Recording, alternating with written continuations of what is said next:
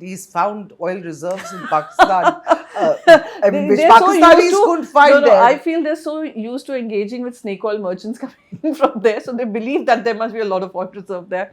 So wish them all the very best, and I'm sure something good will come out of whatever agreement that they've got into. And I've always said this: India is indulging in free trade agreements, and India is signing up free trade agreements. Anyone signing up with Pakistan is signing up for free terrorist arrangement, and America will realize it sooner than later. I was part of the delegation that went to Western Europe. I was part of the delegation which put India's story forward, where we spoke about the terrorism emanating out of Pakistan and pushed for these nations to realize that, follow your money trail. Hold those countries accountable. I mean, the countries, I wouldn't say countries, the country accountable for the terrorism that it sends across the world.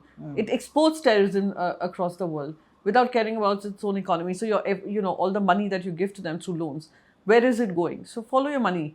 Osama bin Laden was found in Pakistan. Al-Qaeda, which has carried out terror operations right from UK to the entire region of Europe, has come from Pakistan. So the hub is Pakistan. So even if there are so-called homegrown terrorists, their links go back to Pakistan. We must be very clear about that fact.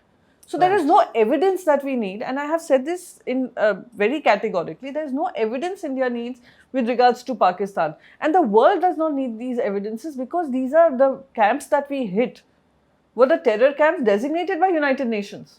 Right.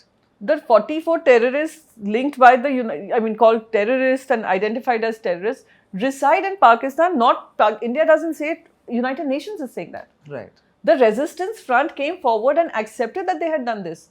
Who pressurized them to take it back? We all understand who it is. The same people who went to the United Nations Security Council and ensured that the statement coming out of United Nations Security Council did not mention the TRF.